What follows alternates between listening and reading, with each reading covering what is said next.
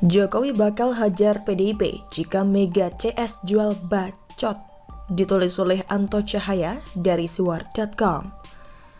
Bagi yang concern terhadap politik pasti sangat paham bahwa dalam politik tidak ada kawan dan musuh abadi. Politik dalam praktiknya merupakan proses untuk mempertahankan, meraih dan mengambil bagian dalam kekuasaan.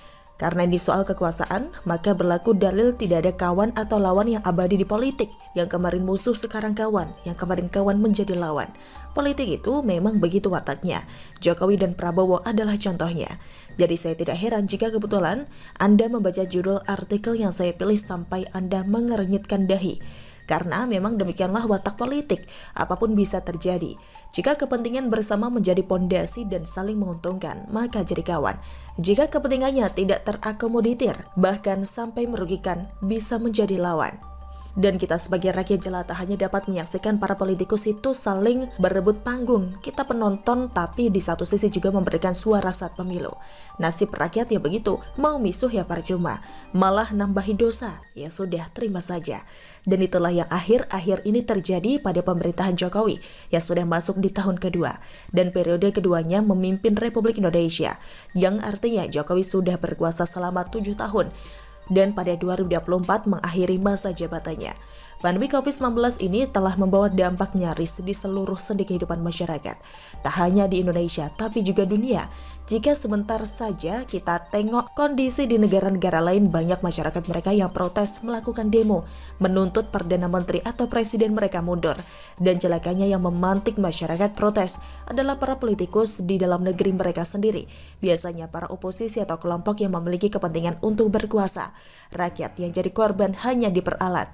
Taubahnya di dalam negeri kita Indonesia, hanya saja sejauh ini protes atau demo yang terjadi, negara kita masih dapat diredam. Tapi perlu diingat, ini seperti bom waktu, sewaktu-waktu bisa saja meledak.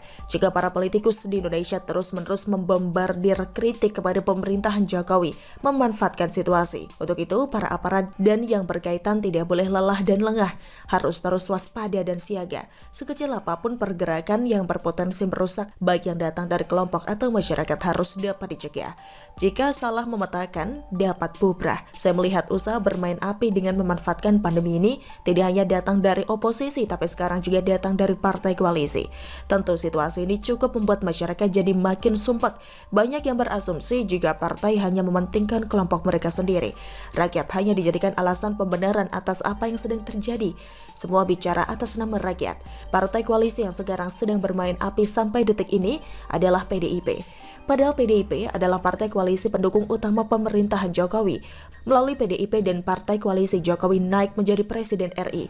Tapi kini PDIP ikut memanfaatkan situasi taubahnya partai oposisi. Ketua Umum PDIP Megawati Soekarno Putri merestui manuver para kadernya atau anak buahnya. Dimotori oleh Puan Maharani yang tidak lain anaknya sendiri, menyerang Jokowi dan para menterinya.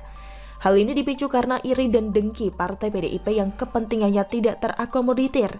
Megawati Ketua Umum PDIP tidak rela jika Jokowi memberikan panggung nasional kepada menteri yang bukan kader dari PDIP. Seperti yang kita ketahui, untuk penanganan COVID-19 secara nasional diserahkan kepada 2 menteri senior yang datang dari Golkar, masing-masing Luhut Binsar Panjaitan dan Erlangga Hartarto. Bagi rakyat tidak penting siapa yang mengomandani situasi saat ini. Rakyat hanya ingin situasi dapat segera terkendali.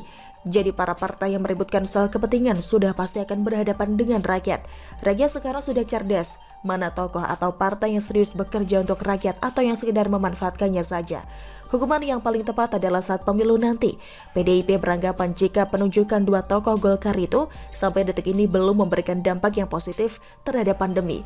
Tak kurang para kader PDIP memprotes lambatnya penanganan COVID-19 yang sejak awal tak dilakukan lockdown, mempermasalahkan biaya yang ditimbulkan, sampai-sampai yang bikin kita tidak habis pikir adalah prestasi pemerintahan Jokowi telah sukses pertumbuhan ekonomi menjadi positif, naik hingga 7,07% pun oleh kader PDIP itu dikatakan sebuah kebohongan.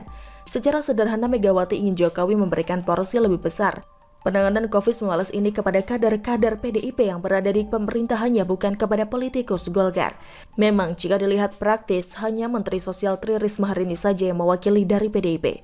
Itu pun karena Menteri Sosial sebelumnya, yang juga dari kader PDIP melakukan korupsi, menyunat bansos Rp10.000 per bungkus yang sedianya diberikan kepada rakyat.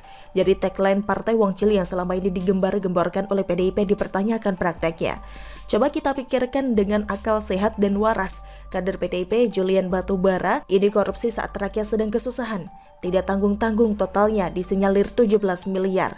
Pejabat yang korupsi di masa bencana sedang menerpa rakyat, hukuman yang pantas adalah hukuman mati. Contoh Juliari Batubara, ini penting saya utarakan agar PDIP tidak hanya berpikir kepentingan semata. Saat kadernya memberi tanggung jawab, toh memanfaatkan kesempatan. PDIP bisa saja ngeles yang dilakukan Juliari Batubara bukan atas nama PDIP, tapi itu oknum. Memang betul, tapi Juliari kader PDIP itu adalah sebuah keniscayaan. Artinya, apa yang dilakukan oleh Jokowi dengan menuju kader Golkar tentu berdasarkan pengamatan dan kemampuan. Bagaimanapun, yang mengetahui kemampuan setiap pembantunya adalah sang presiden yang sudah bekerja sama selama 7 tahun terakhir ini.